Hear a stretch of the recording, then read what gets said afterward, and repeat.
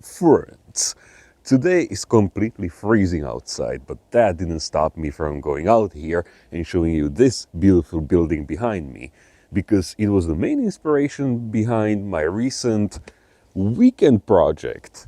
And I'm saying weekend, but it was only the construction that took me an entire weekend. The painting and everything took a little bit longer because there was Christmas, New Year. I also got sick, so I didn't do much modeling for over a week. But anyway, you might be asking that this doesn't look anything like this. And that's because it was only the inspiration and I took the best details out of it, such as those broken bricks. And the second inspiration came when I was browsing the internet and found this interesting picture from France. So I basically combined them together and took the best details from each one of them. Originally I wanted to include the beautiful ghost sign from the photo, but then I decided the facade would get too cluttered, so I kept it without it. But anyway, let's go to the studio and see how this thing was made. Learning from my previous project, the factory facade, I started with a square picture frame that I bought in a dollar store. Or should I say a euro store. It has the perfect ratio for a small building. 14 by 14 centimeters with a nice white outline. And I drew my initial sketch on a millimeter paper. The sketch is 13 by 13 centimeters, leaving a little bit of outline for the picture frame. Here we can see what I initially thought would look good and what I decided to omit from the final model. So with a beautiful picture frame and a solid clean sketch, I could start creating the facade from Styrofoam. 1 centimeter thick sheets are ideal for these facades, but I've collected a lot of massive blocks over the years, so it's just easier for me to slice those sheets from them using my Proxxon thermocut. It fits into the frame like a glove, leaving a 5mm outline inside the opening, and I can put my sketch directly on top of it and use it to transfer all the shapes directly into the foam. Case in point, the window and door openings, which I've cut using a straight edge and a fresh hobby blade. And I can use the cutout of the window to make the cinder blocks from my sketch. And also, after thinning the remaining cutouts a little, I can use those to block in the other openings. Now, let's make the most out of that perfectly fitting sketch. I can actually trace the contours of the cracked stucco and copy them onto the styrofoam using a sharp pencil. Then, using another pencil, I make the outline more pronounced. Actually, keep this pencil in mind, we'll be using it later as well. Because the foam is quite malleable, I used a straight metal edge to carefully press it down, making sure I wouldn't mess up the outline of the stucco too much. A hobby blade or a flat dentist tool can be used to carve underneath the stucco, enhancing its three-dimensional appearance. And now I could scribe in the brick lines using my traditional method. I didn't record this because I showed it much better in the factory video, so check that out if you're interested. But I want to stress out how a sharp pencil is the best sculpting tool. It's much better than a toothpick because the graphite core is softer and also slippier than wood. It works like a dream, you definitely have to try it out. Now we have to seal the surface and give it some texture, using my proven concoction of Tamiya modeling putty and denatured alcohol.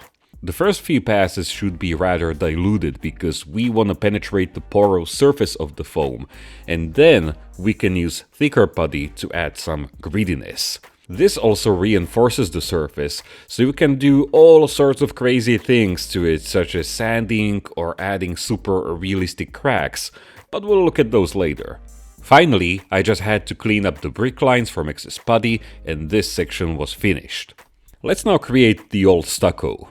I made a few thin strips of foam, once again using my Proxxon thermocut, and used these to add various raised elements on the wall, such as the pillar in the corner and all the decorative elements around the windows and doors. Luckily, the result doesn't have to be perfect because we can refine it later with putty. Here I had to apply a ton of the concoction. The first few layers were again diluted so they would reach deep into the foam, and the subsequent ones were thicker and thicker. If you lose some detail along the way, it can be easily restored with the sharpened pencil. To get that nice look of the stucco, I gently sanded the surface. This is pretty much the same process I employ when adding steel textures to my tanks. And because the putty sealed all the visible joints in those raised details, I can now scribe my own gaps. This method is absolutely bonkers because I never even imagined all these delicate things that can be done with Styrofoam. Of course, as long as you seal it with putty. Once again, the pencil comes in super handy here because it nicely enlarges and smooths out these lines. And I also ran it along the edges to make them a little softer. Check out how it made a few random indentations here and there. And I enhanced these with a hobby blade, creating realistic cracks and damage. Speaking of cracks, because the sealed foam is very stiff, I can easily draw them on top of the surface without leaving a visible indentation. This is by far the greatest advantage of the sealed surface because the cracks are super fine, but the Tamiya concoction doesn't fly off like plaster or acrylic putty would do. Basically, it cracks like plaster, but it's flexible enough to stay in place. We can enhance these even further by gently pressing the stucco down, adding a bit of that nice 3D effect. And lastly, the edges can be greatly improved by some gentle scraping. Note how the putty crumbles and how it falls off, revealing the styrofoam underneath. When you're adding cracks, it stays in place, but when you scrape the edges, it crumbles. I don't think it gets more realistic than that. Bricks can sometimes get covered in sticky mortar that's used underneath the stucco to even out the wall. For this, I used acrylic wood putty, which I originally bought for filling the oak veneer around my dioramas. A bit of tapping with a large stiff brush, and the resulting texture looks pretty good. I wanted to add a few metal details sticking out of the wall, and these were quickly cut from evergreen profiles. They don't look like much when we glue them down with PVA glue, but just as we enjoy adding weld beads on tanks, these details can be blended in with cement. Once again, I used that wood putty and textured it with a large paintbrush. The color isn't the best. White putty would have been better, but because we're gonna prime the whole model, it doesn't really matter. I made a couple of 3D printed details such as this electric junction, which is a pretty useful detail for buildings and dioramas. All of my 3D details are available on my Patreon if you're interested, and once I added the electric cables made from lead wire, well, it looked just like that electric spider I added to my hallway. I wanted to try a different, more efficient method for scratch building doors and windows. The large window on the factory facade from my previous video was quite the struggle, so I wanted to streamline the process and make the whole structure more rigid and easier to keep the whole thing aligned properly.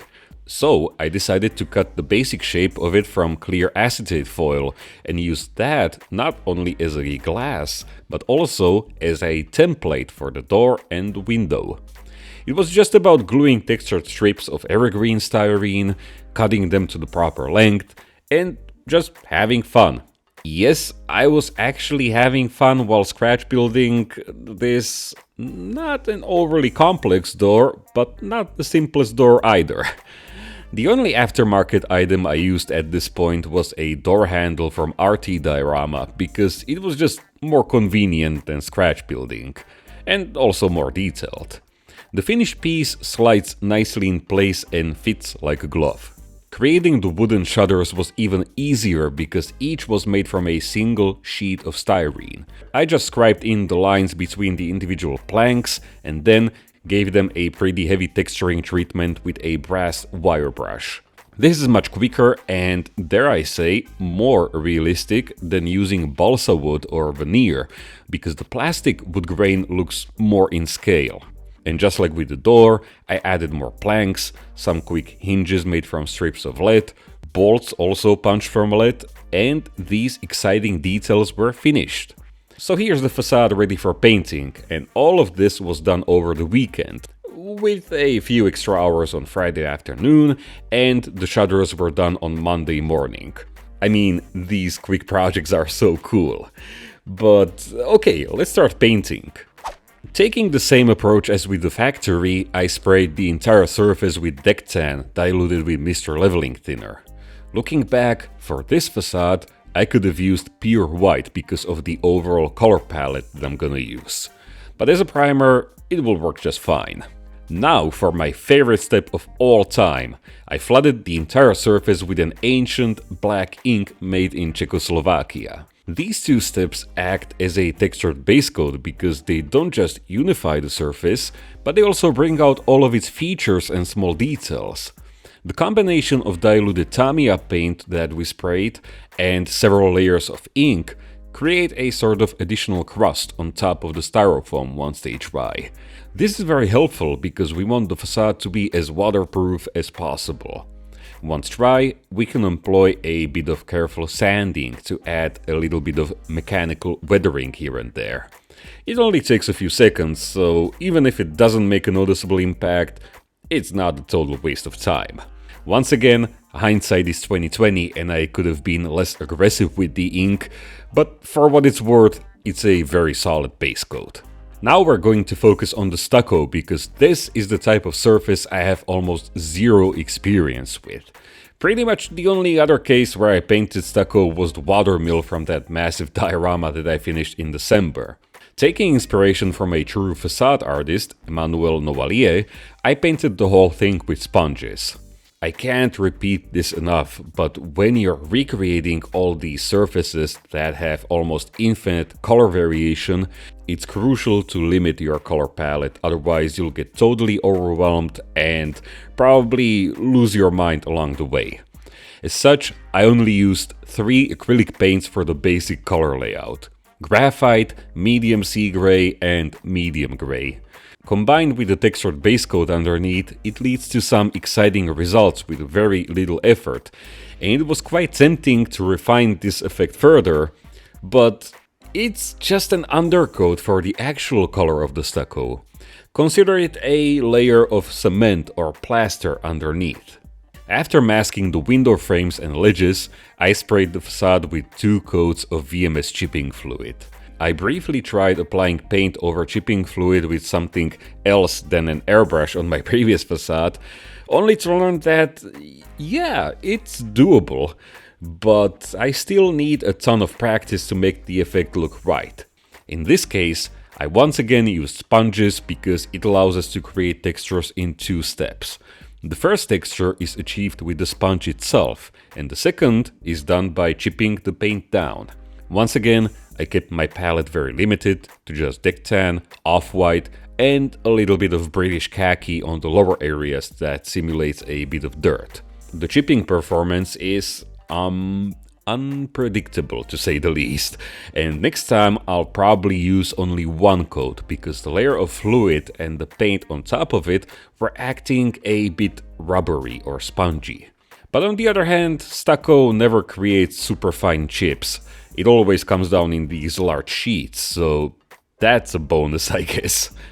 The paint can also create some nice crackling effects all on its own, and these can be further enhanced with an ink wash.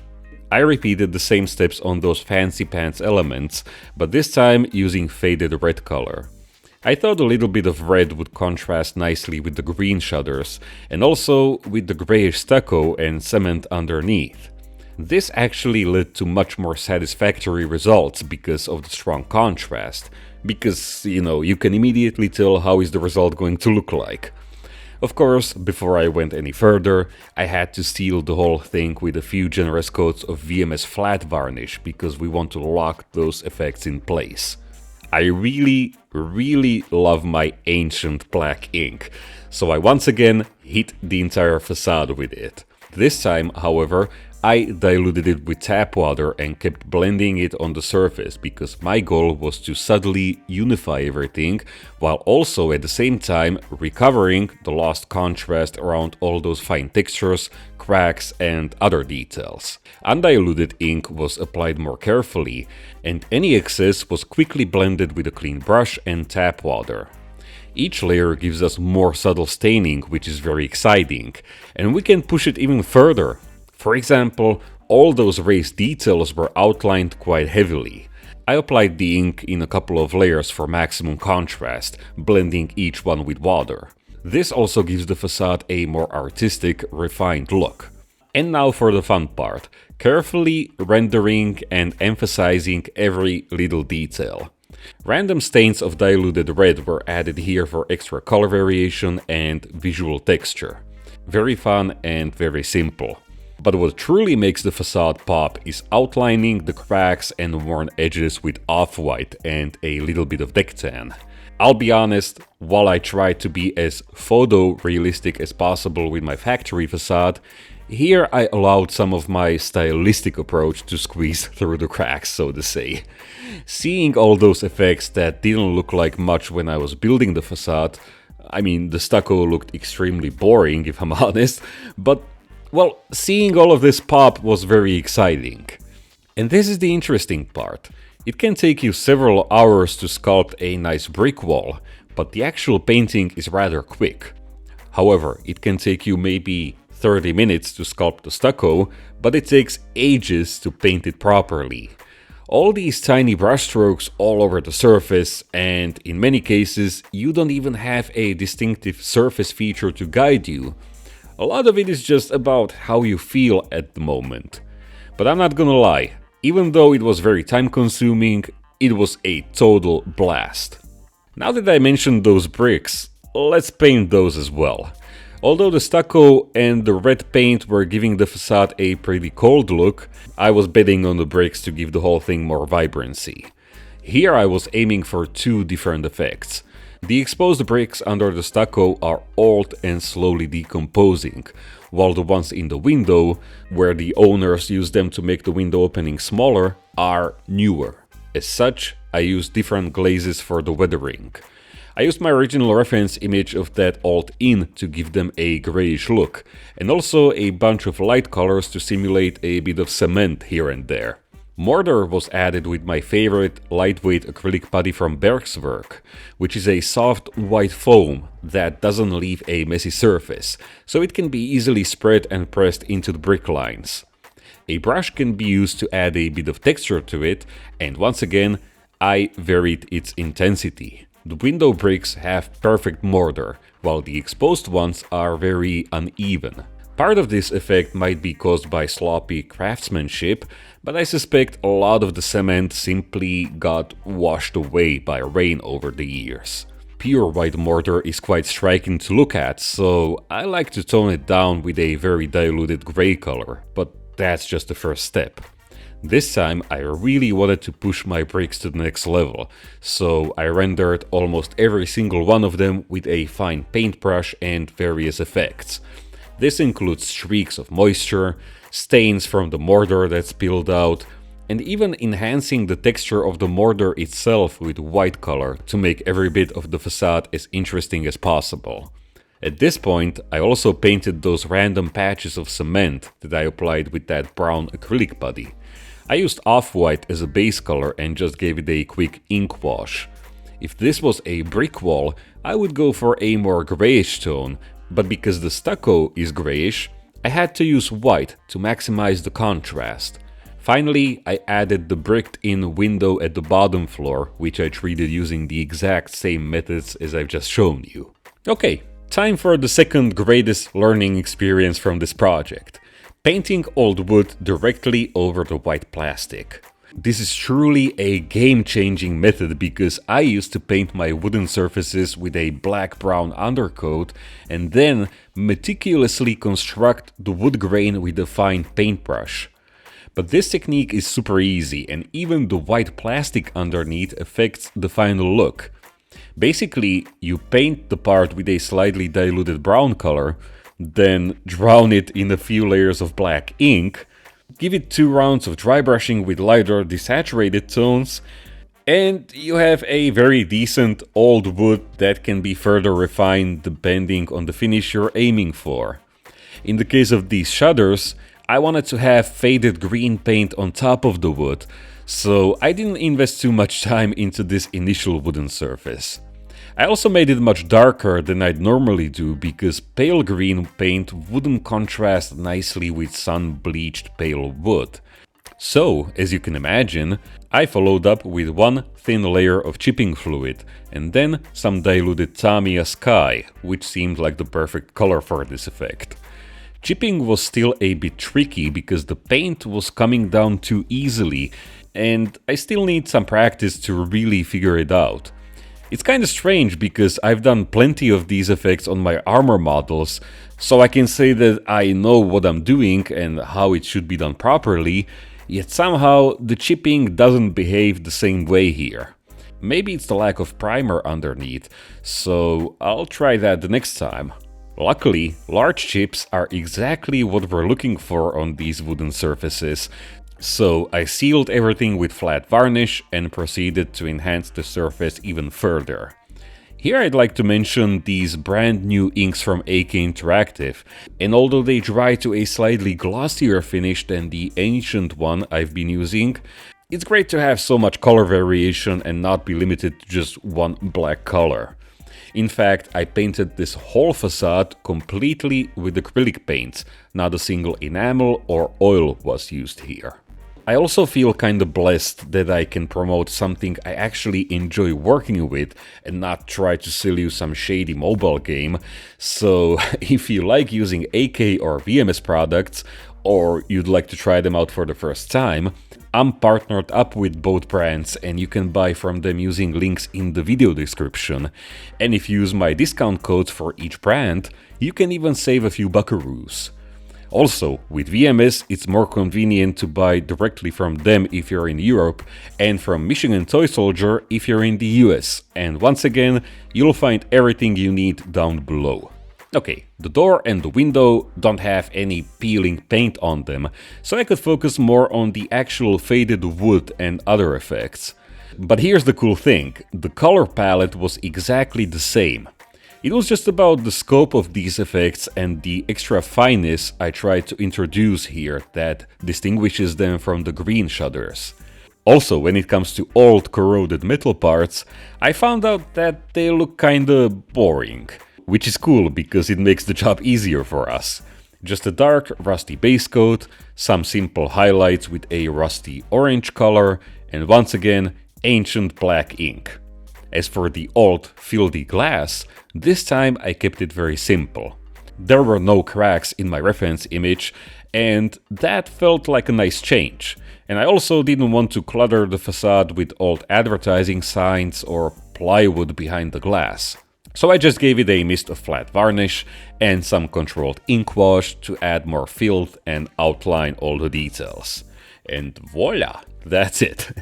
I can't wait to use these wooden techniques on my next armor model. After gluing these parts in place, I focused on the finishing touches and some additional details. First off, I added a bit of moss towards the bottom. I noticed this detail in my reference image but applied it more heavily. Most of the effect was created by simply brushing diluted paints on top of each other, and this works perfectly for subtle slimy moss coverage. For heavier growth, I like to use small blobs of PVA glue sprinkled with fine turf from Woodland Scenics. But just like everything else, I like to adjust and integrate it with paints. I used the same tones but applied them using the wet blending method, which means applying wet paints on top of each other. The spongy moss will absorb them, so it'll take a while for the paint to dry, but the results are very nice and add a splash of color to pretty much any building. To emphasize the effect of moisture, I added a subtle black gradient towards the bottom, but most shockingly, I didn't use my ancient ink this time. Instead, normal diluted black acrylic paint was more suitable because I wanted to build up the opacity more efficiently. Finally, I added a couple of 3D printed details to finish things off. I made this Bakelite lamp fixture myself. Once again, it can be found on my Patreon. And this birdhouse is from RT Diorama, which was painted using the same methods as the door and shutters. Superglue usually melts styrofoam, but because we have sealed and protected it with Tamiya putty, it's not gonna cause us any problems. A loosely hanging electric cable was made from a 0.3mm thick copper wire, and to add some variation, I painted it white. White cables are pretty common, but I find them very unpleasing to look at, so all cables in my house are black. But hey, they look good when you're making an old, rotting facade. Speaking of black, the last thing was to paint the sides of the facade, and these will be nicely integrated with the black paper in the picture frame. So anyway, my friends, I think that will be it. This project was struck by several disasters. And the first one was that I got seriously sick during the holidays, so I didn't do much on it. The second one was during the final photo shoot without the picture frame, because even the slightest breeze knocked it over, because it's just light styrofoam, and it tipped over and all the shutters got broken. So what you see in those final pictures at the end of this video is them basically just holding by the strength of will. And the last disaster was my original recording in this area. I had my old microphone, which was wired, and the connection wasn't the greatest, so there was a loud static in the background. And right now I'm here for the second time with a new microphone, wireless one, and hopefully everything will turn out good. But anyway, my next project is gonna be an armor diorama again, and I can't wait to try some of these wood painting techniques on that, so stay tuned. In the meantime, I want to sincerely thank every single one of you for watching these videos, because if it wasn't for you, I wouldn't be here making these things for a living. This show is also possible thanks to my amazing patrons who are very generous. And basically, my entire Patreon page is like a magazine subscription, because I post there very often with updates from my workbench, where I also share my insights about what is happening on the table. We can also get in touch through DMs, comments, and emails. I post 1 week early ad-free videos, so you can always get back to them without any ads, and that's pretty cool, I think. I also have some small goodies, such as 3D models, which I've used on this one, photos from the real world, including a photo of this building behind me, and other things such as landscapes and so on. A čo tam mám ja ešte driti na tom Patreone?